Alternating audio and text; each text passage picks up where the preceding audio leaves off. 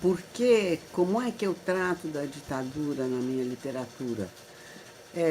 Na verdade, eu vivi a minha vida toda. Eu tinha 21 anos no golpe de 64, fazia parte da liderança da Juventude Estudantil Católica, então eu estava envolvida com todo o movimento estudantil pelo Brasil inteiro e nós logo imediatamente, em 64, começamos a ser vigiados e perseguidos. Os meninos foram presos, ficaram uma semana presos, mas aquilo era uma situação de muita tensão. Então eu voltei para São Paulo, depois entrei em 65 na congregação e a partir daí eu tive sempre envolvida, porque a gente tinha que esconder os amigos que estavam correndo risco, já antes de 69. E a partir de 69, então, a coisa se tornou muito mais complicada. E aí passei esse tempo todo vivendo esse clima, que era ao mesmo tempo de medo, porque havia um clima de medo entre nós, que sabíamos que éramos contra tudo aquilo, e que, portanto, nós éramos inimigos da ditadura, e também o clima de resistência. Então, eu fui apunhada em alguns momentos, assim, mas eu consegui convencer os agentes de que eu era uma boba que não sabia de nada e me soltaram. Nunca fiquei presa. Mas frequentei durante muito tempo a prisão política, visitando os amigos e tudo isso, e a partir daí, vamos dizer, passei o resto da minha vida envolvida numa resistência. Então eu compreendi que o processo, sobretudo depois de 69, 70, 71, essa 69 que foi que a violência veio mesmo de uma maneira assim que era avassaladora, eu compreendi, como muitos outros, que o processo ia ser muito longo e que não éramos nós, os jovens estudantes e os metidos a heróis, que íamos resolver as coisas, e muito menos que se ia resolver com luta armada imediata. Então, eu percebi, tinha uma influência do Paulo Freire, percebi que eu ia... que a gente ia ser um longo processo e que nós não podíamos fazer nada sem o povo, a massa do povo trabalhador organizado. Então eu fui para mergulhar na invisibilidade, né?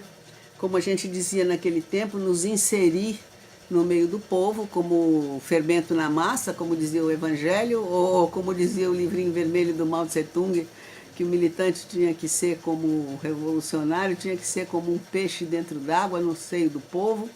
E foi o que a gente fez. E não foi uma opção excepcional que eu fiz, fomos milhares e milhares de pessoas que fizemos isso.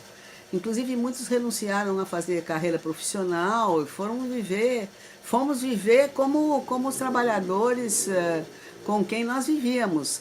Em geral no campo, pequenos povoados ou nas periferias das grandes cidades. E fomos milhares, a minha vida não é nem um pouco extraordinária. Apenas ela ficou conhecida ultimamente por causa da literatura, então todo mundo retoma, quer a biografia da gente, como se a biografia fosse... Mas enfim, quando eu me refiro, portanto, ao tempo da ditadura, e esse tempo de invisibilidade, enfiados para nós, durou pelo menos até 1990. Para muitos, como eu, continuei na mesma minha vida de educadora popular, metida no meio do povo, sem ninguém ver, até eu publicar o primeiro livro de ficção, que de repente começaram a me ver. Então, é muito difícil para mim, o mundo que eu vi, eu amadureci sobre a ditadura, eu amadureci nesse clima de mergulhar no meio do povo, mergulhada lá, invisível, fazendo um trabalho de formiguinha. E eu acho que isso é muito importante dizer, porque essa gente que se dedicou a construir essas forças populares, naquele trabalho na linha do Paulo Freire, em que a gente mais tem que aprender do que ensinar, cuja metodologia é fazer perguntas ao povo para que ele conte a sua experiência, e na hora que você conta a experiência, você começa a poder refletir sobre ela. E aí, a partir para a ação, uma ação de organização, que foi resultar em movimentos muito importantes. Então, eu me refiro, quando eu passo naquele tempo, eu me refiro a isso. Por exemplo, a minha personagem do 40 Dias, a Alice, ela teve um marido que foi um desaparecido durante a ditadura.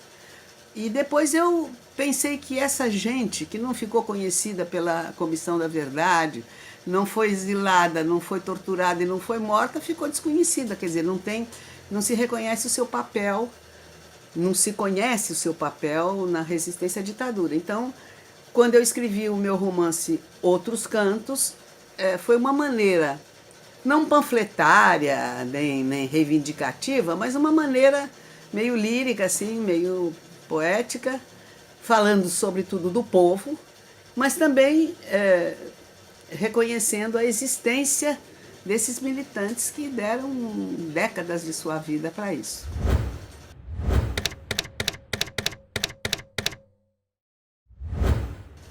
Eu acho que é importantíssimo falar disso hoje, dessa experiência toda.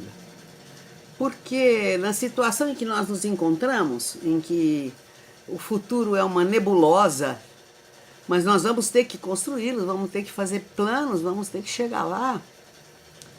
Nós precisamos de todos os aspectos da experiência acumulada no passado, que é ainda tão próximo, afinal, mas aqueles que vivemos tudo isso, ainda estamos aqui, somos poucos e estamos indo embora. Quem viveu 10 anos, quem nasceu 10 anos depois de mim, não viveu esse clima e toda essa experiência dessa maneira. E eles é que vão ter que tocar as coisas para frente, então eles precisam saber. E eu acho que a literatura é uma boa maneira de ajudar a fazer isso, quer dizer, conhecer não só aquilo que foi a violência da ditadura, mas aquilo que foi também as formas de resistência. É preciso saber que a solução não pode ser simplesmente individual, como o autoexílio. Eu me espanto de ver tanta gente só dizendo que quer ir embora do país. É preciso também que não pode ser uma solução imediatista, que não basta fazer protestos e manifestações de rua ou abaixo-assinados, manifestos e hashtags nas redes sociais, e muito menos a violência desorganizada e infiltrada. Mas nós precisamos, mais uma vez,